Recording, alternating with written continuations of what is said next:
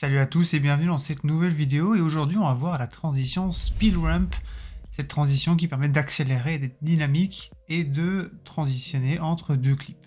Alors cette transition est ultra simple, mais restez bien jusqu'à la fin parce que chaque étape compte, surtout la dernière, c'est la dernière qui va vendre l'effet. Alors vous commencez à me connaître, je vais vous donner quelques précautions avant d'utiliser cet effet. Pour avoir le meilleur impact, votre transition doit avoir un but.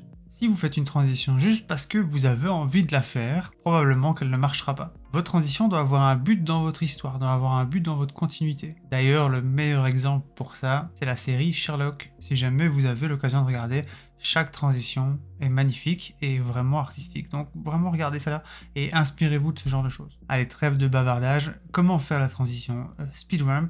Donc on arrive ici, on prend nos deux clips. Alors, chose importante, vos deux clips doivent avoir du mouvement. Si jamais je vous montre deux clips qui n'ont pas beaucoup de mouvement, ça donne quoi?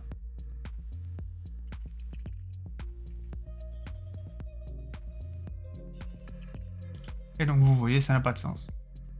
Par contre, deux clips qui ont du mouvement,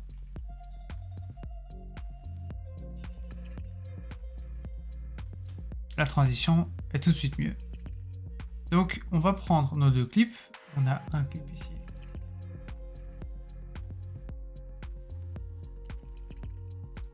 Voilà, je viens ici. Je peux, si jamais je veux, découper une partie, hein, c'est pas obligatoire. On regarde un petit peu où on veut aller. Okay. Je vais décider de couper mon premier clip à cet endroit-ci. Donc, clic droit, j'ai Retime Curve et j'ai Retime Control. Alors moi, j'ai mappé ça sur des raccourcis clavier. Donc moi, j'ai CTRL R et SHIFT R et j'ouvre les deux en même temps. Comme ça, c'est beaucoup plus rapide. Je viens ici, donc je veux couper, par exemple, ici on est bien.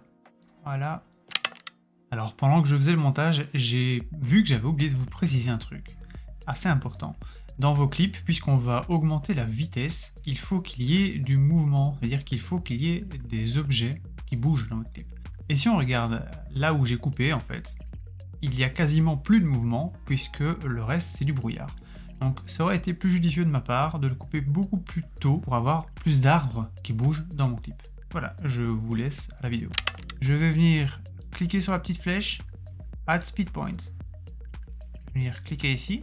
À ce moment-là, il a séparé les deux clips. Alors, si jamais vous voulez modifier vous-même la durée, vous voyez que la partie du haut modifie en fait, la vitesse du clip, la partie du bas modifie la durée du clip. Une fois que j'ai mes deux parties avec mon speed point, je vais venir sur le deuxième, change speed, et je vais me mettre à 800 par exemple, pour vraiment avoir un gros changement. Je vais venir cliquer ensuite ici, parce que vous voyez, ça c'est en linéaire, je vais venir cliquer ici pour le mettre en smooth. Pas besoin de trop smoother, on va dire, pas besoin de trop adoucir la courbe, parce que généralement, un simple petit adoucissement suffit. Si jamais c'est trop adouci, en fait, la transition perd un peu de son charme. Je viens faire pareil. Ici, par exemple, at speed point, je viens au premier, puisque c'est le premier que je vais changer. Change speed, 800. Je clique sur le point. Je smooth. Et puis je mets les deux l'une à côté de l'autre. Je regarde un peu ce que ça donne. Alors on voit que la première partie, parce qu'une fois qu'on est arrivé ici, ça va être surtout du peaufinage, hein, du réglage. Et donc on voit que la première partie, alors on peut faire ça, ça. Voilà. Avec Shift R, CTRL R, donc j'ai tout réduit. Et je vais venir en fait maintenant peaufiner et au frame par frame pour que ma transition soit... Alors ce que je peux faire pour vraiment être précis, je décoche snapping, comme ça. Voilà. Ok, c'est pas mal.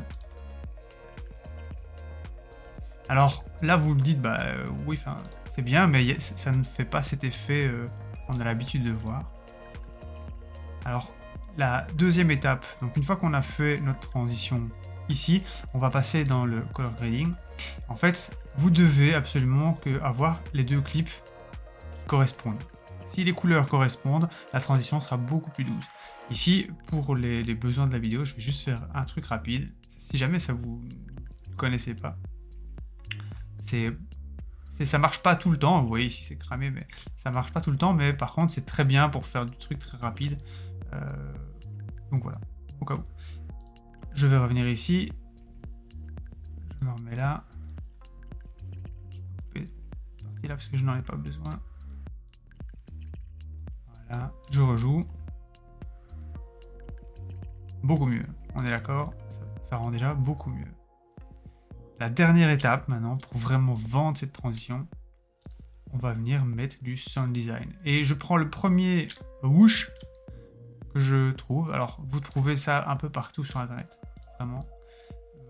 Donc, vous prenez le premier son whoosh, entre guillemets, le son. Vous pouvez même le faire avec la bouche, hein, je reconnais qu'ils font avec la bouche, ça fonctionne très bien. Et en fait, une fois que c'est fait, votre transition, elle se vend complètement. Voilà, petite vidéo rapide sur la transition SpeedRamps. Comme je vous l'ai dit, je vais sûrement reparcourir les transitions dans Resolve et dans Fusion. N'hésitez pas à me mettre en commentaire si jamais ça vous parle, si jamais vous voulez que je parcours une transition en particulier. N'hésitez pas à me mettre en commentaire également si jamais vous avez des questions sur le SpeedRamp sur lesquelles j'ai pas répondu. Et sinon, on se retrouve très vite dans une autre vidéo. Ciao, ciao.